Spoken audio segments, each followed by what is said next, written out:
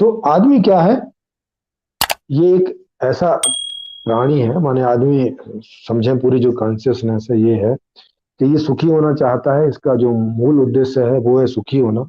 और सुखी होने का मतलब है कि इनको सबको अपने अपने लेवल के हिसाब से इच्छाएं होती हैं, और उस उन इच्छाओं की पूर्ति अगर होती रहती है तो ये सुखी रहता है। इतना सा इसका स्वभाव है बस।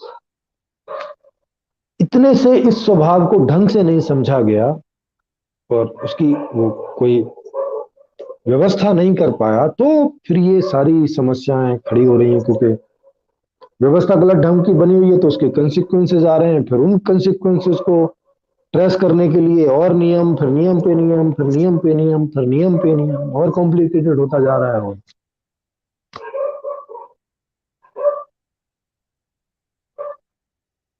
जैसे पति पत्नी के बीच में नहीं बनती है तो फिर तलाक होता है, माने डिवोर्स होता है। फिर फिर सारा धन जो है पति के नाम रहता है, तो इस बात के लिए खिंचाई होती है कि भैया जब अलग हो रही है पत्नी तो इसको भी आधा चाहिए, तो इसको आधा दो। समझ रहे हैं? अगर सबकी अलग अलग व्यवस्था हो तो फिर एक दूसरे के साथ रहना और जब इच्छा करे अलग हो जाना में कोई दिक्कत नहीं हो, है कि नहीं? नहीं तो आदमी के पास सारी सुख, सारी जो धन संपत्ति है उसको उसका मालिक बना रखा है, और जब पति पत्नी अलग हो तो भैया वो उसके लिए फाइट करे, उसके लिए कोर्ट जाए, कचहरी जाए, लड़े, तब जाके उसको मिले। उसको ये ऐसे ही क्यों नहीं मिलता है जैसे आदमी को मिला हुआ है? किन्नर है, उनको तो जॉब भी नहीं है, कुछ भी नहीं। जॉब तो आदमियों को नहीं है तो किन्नर को कहां से होगी? उनका तो ऐसे भिखारियों का जीवन है, वो तो नाचेंगे गाएंगे और उस तरह से उनको मिलता है। तो ये सब खराब प्रकार की व्यवस्था है ना। माने व्यवस्था जैसा आदमी है उस प्रकार से नहीं हुई आज तक कभी भी। किसी ने नहीं की, ना बुद्ध ने की, ना ओशो ने की, ना कबीर ने की, ना मोहम्मद ने की, ना जीसस ने की, किसी ने भी नहीं। पीछे का जितना भी इतिहास हमारे पास है,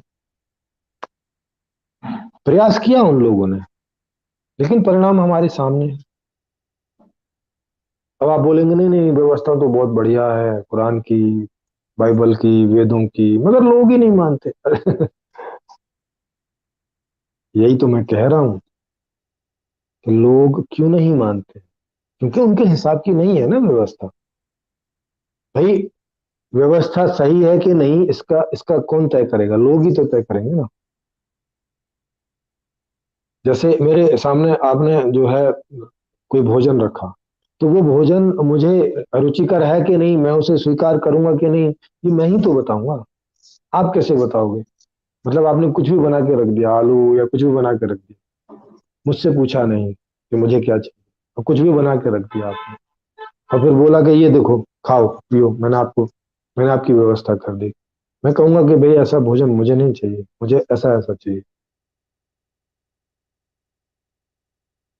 तो वो व्यवस्था तो मेरे हिसाब से नहीं हुई ना। जबकि जबकि आप भोजन बना के लाए मेरे लिए तो मेरे हिसाब से होनी चाहिए थे, आपके हिसाब से थोड़ी। हाँ, आपको जो भोजन करना है वो आप अपने हिसाब से करेंगे कि भाई आपको मक्की की रोटी खानी है, साग खाना है, उसके साथ छाछ चाहिए, घी चाहिए, जो भी आपका टेस्ट हो। तो वैसे ही जो ये व्यवस्था है वो अगर आदमी के हिसाब से नहीं, जैसा आदमी है, जैसा जैसा आदमी है उसके हिसाब से नहीं है, तो वो फिर ऊट पटांग ढंग से दूसरे तरीकों का इस्तेमाल करेगा और जिससे समस्या पैदा हो। तो आप समझ गए होंगे कि आदमी को जानना बहुत जरूरी था और इस आदमी को ये नहीं जाना, और जो जाना गया वो गलत ही जाना गया। जैसे कहा गया कि भाई अच्छे और बुरे दो तरह के आदमी होते नहीं, आदमी एक ही तरीके का होता है। सब आदमी सुखी होना चाहते हैं और सब पहले सही ढंग से ही सुखी होने का प्रयास करते हैं। जब नहीं हो पाते हैं, माने ऐसी व्यवस्था नहीं है कि सभी सुखी हो पाए, तो फिर जो लोग सुखी नहीं हो पाते उस व्यवस्था में वो फिर दूसरे तरीकों का इस्तेमाल करते हैं जिन्हें आप बुरे लोग बोलते हैं। ये है सारी कहानी। तो मेरी बात पूरी हो गई है आज के आज के इसमें इसको और बड़े से जानने के लिए ना, अच्छे से डिटेल में जानने के लिए, मैंने तो आपको मूल बात बताई है, तो वो आप दोनों पुस्तकें पढ़ सकते हैं। समाधान के लिए संपूर्ण समाधान पुस्तक पढ़ सकते हैं, और आदमी क्या है, ये दुनिया क्या है, क्यों है, कैसी है, इसके लिए संपूर्ण जीवन दर्शन पुस्तक पढ़ सकते हैं, सुन सकते हैं।